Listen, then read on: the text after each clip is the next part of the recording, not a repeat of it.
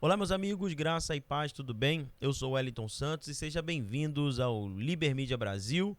E hoje, mais um dia de aula, mais um dia onde nós vamos aprender sobre as Escrituras Sagradas. Hoje, partindo para 1 Tessalonicenses, capítulo 2. Então, se você ainda veio aqui para esse vídeo e não acompanhou as aulas anteriores, eu peço para que você volte aí, né, nas suas, entre aí no canal, pegue as primeiras aulas, a introdução, tudo direitinho, para você não ficar perdido com tudo aquilo que a gente vai trazer para cá.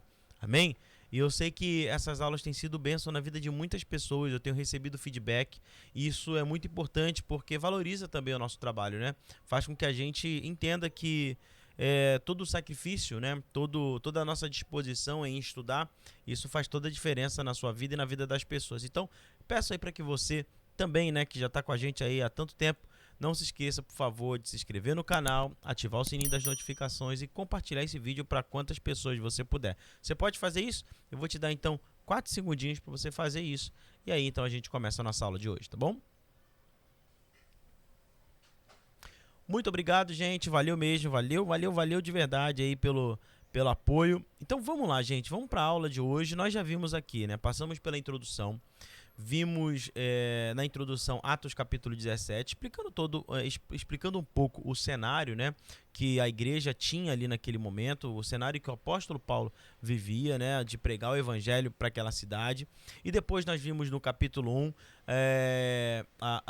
o posicionamento da igreja diante de muitas situações que acontecia ali em Tessalônica e como que aquela igreja conseguiu se desenvolver exercendo um ótimo trabalho, tá? Falamos ali da volta de Jesus, demos uma pincelada sobre a volta de Jesus, sobre perseguição, sobre a palavra de Deus, vimos uns pontos interessantes a respeito da religiosidade, tanto daquele tempo como do tempo atual.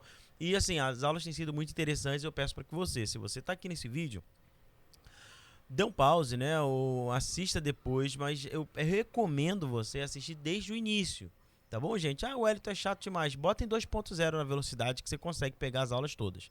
Tá bom? Mas você precisa assistir o curso aqui ou as aulas desde o início.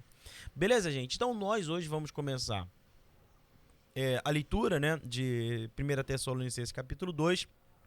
São 20 versículos, então provavelmente aí esse capítulo vai durar alguns dias, né? Como você já sabe, a gente vai trabalhando versículo a versículo e a gente vai falar um pouco sobre os atributos, né, de um líder espiritual, né? E a gente vai trazer aqui no cenário o apóstolo Paulo. Então, quais são esses atributos, quais são as qualidades desse líder e qual a importância dele para a cidade, para o bairro, para o país. Então, sempre, né, eu peço para que você entenda isso, sempre vamos fazer esse paralelo daqueles que estão, daqueles que viveram no passado e daqueles que estão vivendo no presente. Tá? Isso eu tenho que fazer porque isso vai te ajudar muito a entender o cenário que a gente está vivendo hoje. Então, deixa eu tirar aqui. Se o cenário, nós vivemos um cenário onde as coisas estão acontecendo, né? Os sinais estão acontecendo, e nós vimos também no capítulo 1 que a igreja ela não espera por sinais, né? Vocês lembram disso? Não espera por sinais, mas ela aguarda o Salvador. Então vamos lá, gente, vamos entender aqui um pouco sobre esses atributos de um líder espiritual. Nós estamos aqui vendo 1 Tessalonicenses capítulo 2.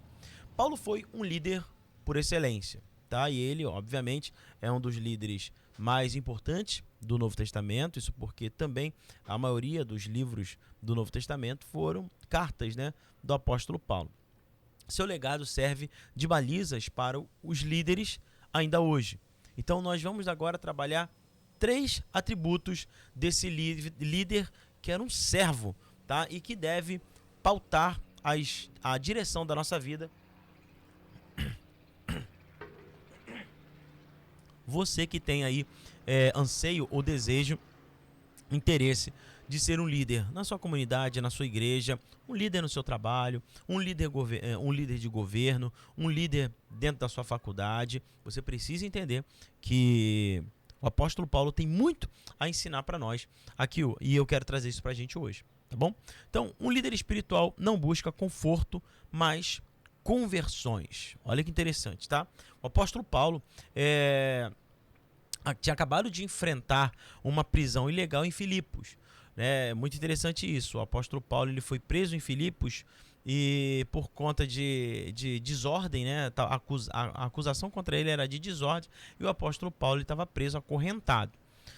Ele fora preso e torturado, mas em vez dessa situação o desencorajar, deu-lhe ainda mais disposição para viajar para Tessalônica e prosseguir no ministério de pregação do evangelho. Então o apóstolo Paulo, ele tinha sido preso, tá, em Filipos, ele foi solto e ao invés dele recuar, ele fez o contrário, né? Ele partiu para cima, sem medo, ele foi para cima pregando o evangelho.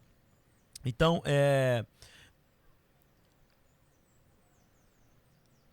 Então a gente já viu aqui, né, que ele foi preso, foi torturado. Então tudo isso deu ainda mais disposição para que ele pudesse viajar a Tessalônica, como eu falei, e pregar o evangelho. Um verdadeiro ministro do evangelho busca conversões em vez de conforto e conveniência. Em vez de ganhar a vida pelo evangelho, ele estava pronto a dar a vida pelo evangelho. Então aqui nós vemos um líder que ele não estava muito preocupado, né? Inclusive ontem eu estava conversando com uma pessoa muito querida e a gente estava falando um pouco sobre o cenário da igreja, né? O que a gente tem visto nas igrejas, na igreja de Cristo hoje em dia. E muitas dessas pessoas elas acabam tendo um interesse mais no que essa igreja pode trazer de retorno para ela, tá? Retorno financeiro. E ela tem se preocupado menos com as vidas sendo transformadas, né? Então, quanto que entra, quanto que a igreja fatura, quem que a igreja leva, quais os eventos que a igreja faz. Então, tudo isso acaba tirando o foco do que é mais importante dentro de uma congregação, né? Que é pregar o evangelho para as pessoas e essas pessoas começarem a participar da família da fé. Então, o apóstolo Paulo, ele era um líder que tinha na sua preocupação a pregação do evangelho para que vidas pudessem ser salvas. Ele não estava preocupado se ele iria ser preso, se ele iria ser torturado. O mais importante para ele é que pessoas seriam salvas, que pessoas iriam ouvir a palavra e terem as suas vidas transformadas. Isso era o mais importante para o apóstolo Paulo e isso deve ser a pauta mais importante da nossa vida. Você que quer ser um líder de ministério, um líder dentro da igreja. Tá bom? Então, a segunda coisa é, um líder espiritual não busca lucro, mas trabalho. Paulo não foi para Tessalônica para tirar proveito dos tessalonicenses, mas legar algo a eles.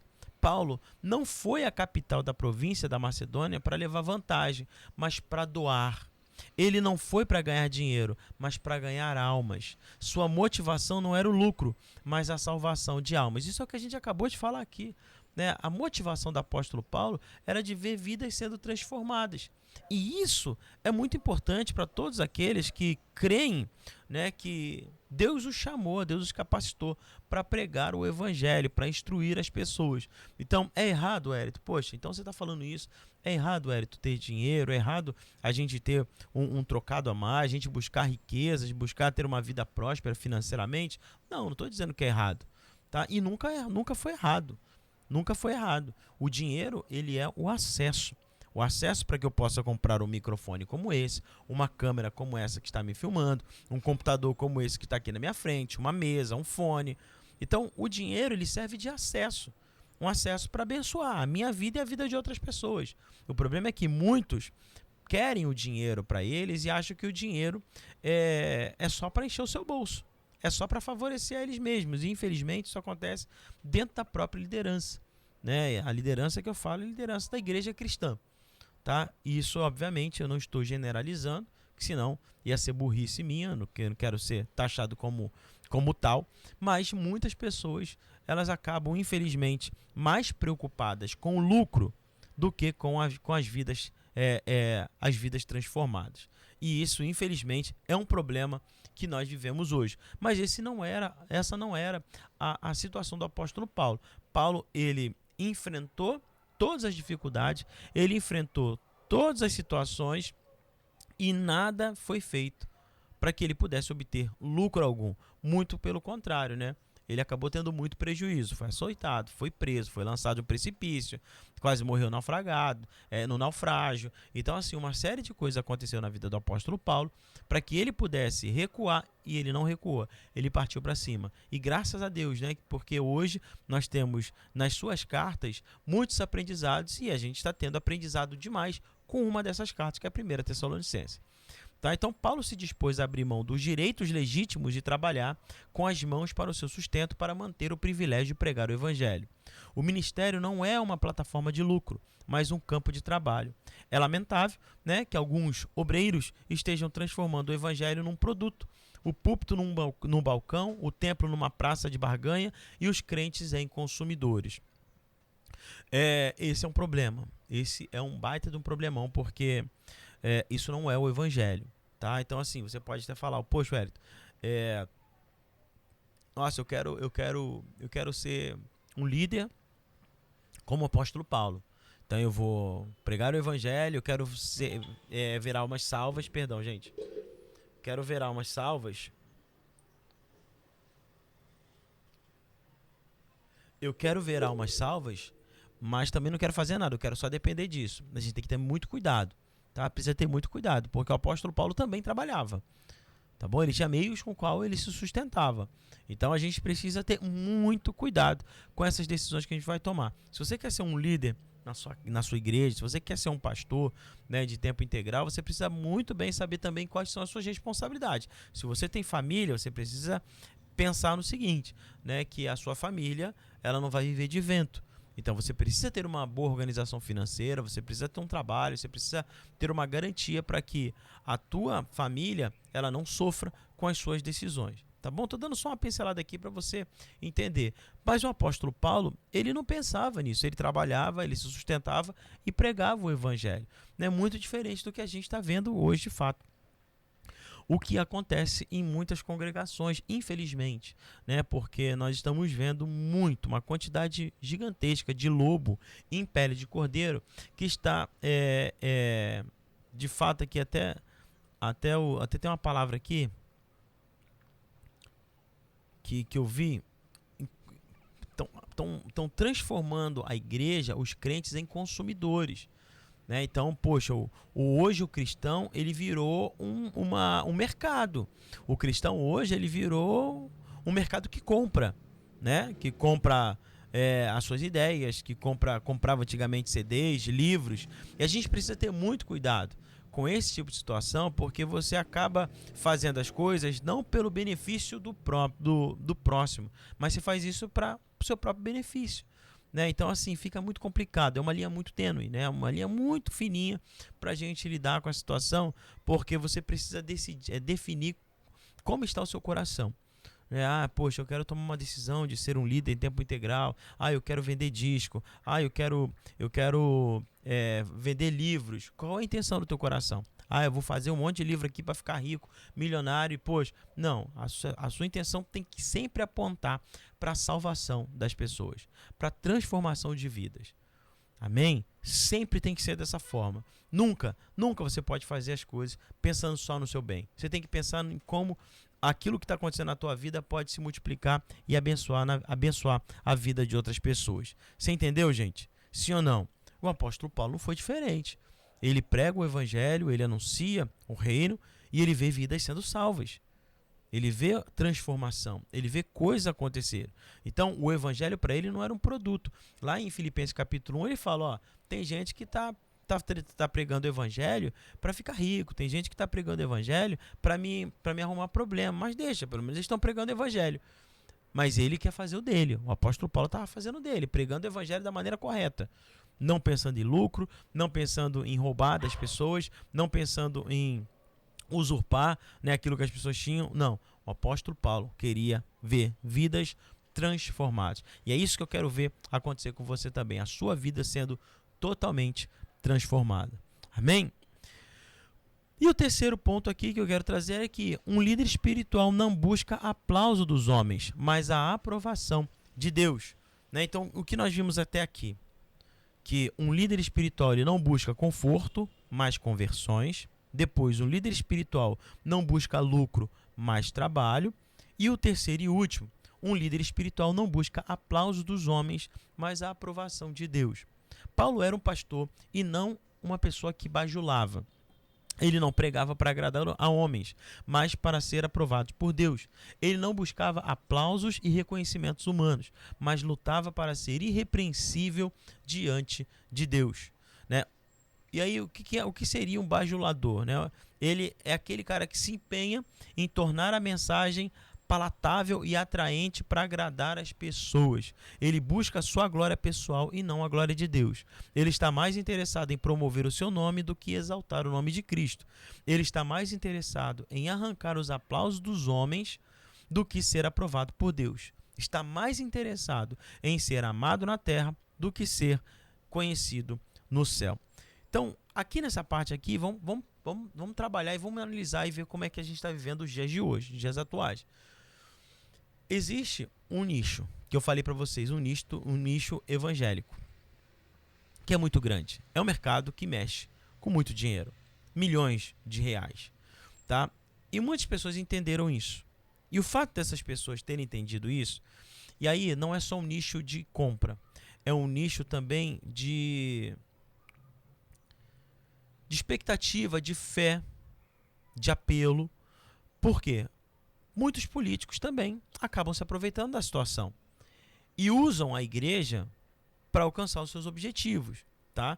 E aqui não é só de cantores gospel, de pastores, né? Mas também de muitos líderes políticos que se aproveitam da situação para dizer que são crentes e que acabam, né, manchando ainda mais a igreja de Cristo. Então, esses bajuladores são aqueles pastores, são aqueles cantores que têm um medo terrível de expor a verdade da Bíblia, porque eles vão perder seguidores. Eles têm um pesadelo só de imaginar que, se eles falarem contra o aborto, contra o casamento de pessoas do mesmo sexo, contra as drogas, contra o divórcio, né? Eles têm medo. Tem medo porque isso pode fazer com que o seu público os abandone. Então, o medo de perder as pessoas faz com que eles percam a credibilidade com Deus. Porque é fato, gente. A palavra de Deus ela é indigesta. Ela vai...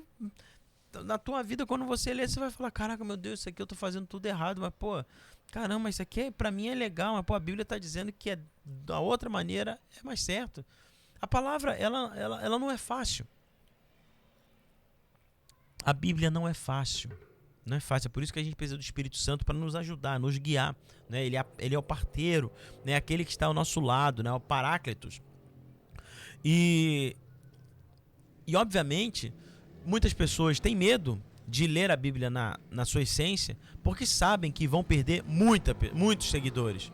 Sabem que vão perder dinheiro, influência, fama, poder, status. E isso a gente já sabe, né? A gente está vivendo num tempo onde isso de fato está acontecendo, e me incomoda muito que muitas pessoas dentro da igreja estão aplaudindo esse tipo de gente. Então, meus amigos, Wellington, como é que a gente faz para poder discernir quem é quem? Recomendo a você assistir uma das aulas que eu passei aqui, agora eu não lembro, mas a aula falava sobre uma igreja que ela tem que ter uma boa teologia. Lembram disso? Ela tem que ter uma boa teologia e ela também tem que ter pessoas que tenham o caráter de Cristo. É a fé e obras. Mostra a fé que você tem pelas obras. Mostra lá, eu quero ver se realmente vocês têm fé em Deus sendo iguais a Cristo. Então, uma igreja saudável é uma igreja que tem uma boa teologia e que também é uma igreja que tem o caráter de Cristo. É uma igreja que copia a imagem de Cristo, que não tem medo de falar e de expor aquilo que precisa ser dito, tá bom? Aquilo que está, obviamente, pautado na palavra. Amém, gente? Beleza? Vocês entenderam? Sim ou não? Então, aqui nós vimos que ele não estava preocupado com o aplauso dos homens. A aprovação de Deus é a mais importante. Eu estou aqui falando com você, eu não estou preocupado se você vai deixar o like ou não. Aliás, eu gostaria muito de deixar seu like. Se quiser deixar o dislike também, não tem problema nenhum, tá? Mas não faz diferença para mim. Não faz diferença, eu vou continuar pregando a palavra, eu vou continuar falando da palavra das escrituras, eu vou continuar batendo quando tem que bater, porque a palavra ela me corrige, ela também é um instrumento de correção na minha vida, e eu não posso deixar de fazer isso por você, porque o pai corrige o filho que ama, e é na palavra de Deus que nós temos a correção de Deus para vivermos uma vida em plenitude. Amém? O capítulo 2 dessa carta é uma defesa de Paulo aos vários ataques sofridos dos inimigos contra a sua pessoa. Você vai entender isso. A sua mensagem aos propósitos e aos seus métodos, ou seja, a sua mensagem aos seus propósitos e aos seus métodos. William Hendrickson escreve que Paulo se defendeu porque sabia que se os inimigos fossem bem-sucedidos em suscitar desconfiança em relação à pessoa do mensageiro, a mensagem teria sofrido uma morte natural. E aí, nós vamos terminar aqui e na próxima aula nós vamos então começar, né, o estudo do capítulo 2 de 1 Tessalonicenses. Então, eu quero encerrar dizendo para você aqui, né, eu quero ser um líder como o apóstolo Paulo. Eu quero ser um líder espiritual, eu quero ser uma pessoa de influência, eu quero ser uma pessoa que a vida de fato está pautada na palavra de Deus, e para isso eu preciso dessas 3 coisas que são importantes. E quais delas, Edson? Vamos recapitular comigo antes da gente encerrar. Um líder espiritual não busca conforto, mas conversões.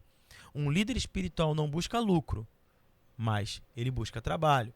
E terceiro, um líder espiritual não busca aplauso dos homens, mas ele procura a aprovação de Deus. Eu quero deixar essa pergunta para você aqui. O que você quer? Você quer ser aprovado por Deus, ou você quer ter 1 milhão de seguidores no Instagram só porque você fala meia dúzia de groselha? É a decisão que você precisa tomar. Amém? Isso também serve no teu trabalho, na tua faculdade, onde você estiver inserido na sociedade, você precisa ser uma boa resposta para aquela geração. Amém, gente? Então, eu quero ficar por aqui. Peço para você, não se esquece, por favor, de se inscrever no canal, de ativar o sininho das notificações e compartilhar esse vídeo para quantas pessoas você puder, tá bom? Faça isso, ajuda aí a gente a alcançar o maior número de pessoas e ver a glória de Deus tocando no coração dos nossos irmãos, amém? Grande abraço, Deus abençoe, espero por você amanhã, não perca, porque vamos começar muito bem. Um abraço e até a próxima.